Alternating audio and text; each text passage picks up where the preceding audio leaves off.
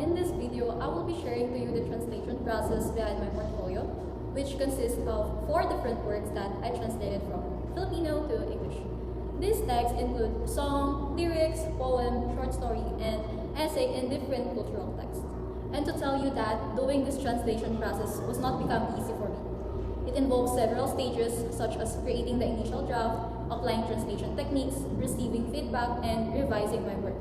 And of course, reflecting on the overall learning experience as a translator. Actually, during the drafting stage, my main goal was to translate each piece as literal or close as possible to the original meaning, while maintaining accuracy as well and context retention and cultural fidelity. At the beginning of the process, I honestly experienced doubts about my fluency in both language, Filipino and English. Choosing the right word was one of the biggest challenges because even a small difference in a wording can significantly affect the meaning of the translation. And since the portfolio included different genres such as songs and narratives, I needed to consider how the message would be understood by the target audience who reads the English translation.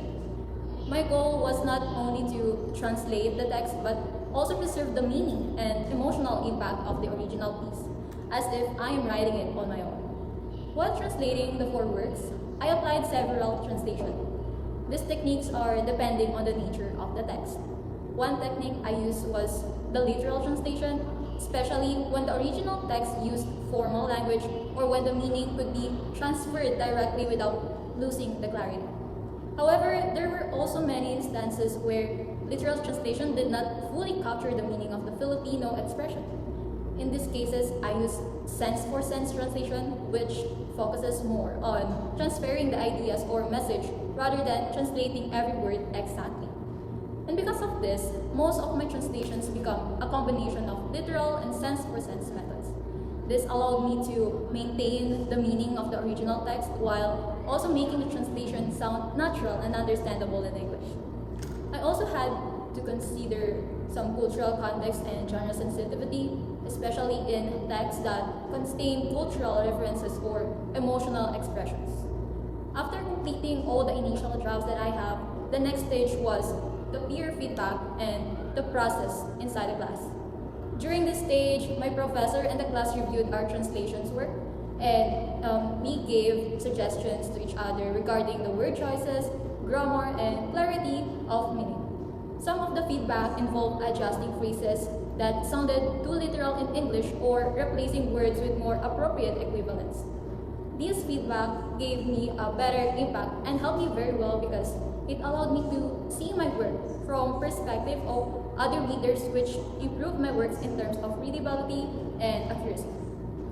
And while on the process, after receiving the feedback, I moved to the revision, which is the final stage, where I refined and improved my translations works.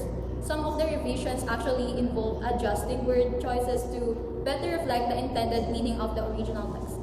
In other cases, I had to restructure some sentences so that they would sound more natural in English. One challenge I encountered was that some Filipino words or expressions did not have this direct English equivalence. And because of this, I needed to carefully choose words that could best convey the same meaning without losing the essence of the original text. And through these revisions, my transitions to translations became clearer, more accurate, and more appropriate for the target audience that I have. And overall conclusion, this journey was such challenging yet rewarding learning experiences because at first, translating seemed simple for others, but I later realized that it requires careful analysis, patience, and flexibility. A translator must always balance faithfulness to the source text with clarity for the target readers. It also widened my perspective in a way that translation is not simply about transferring words from one language to another.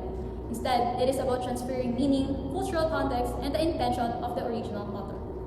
I also realized the importance of being open to criticisms, feedback, and revisions because translation is a process that improves through collaboration and continuous refinement.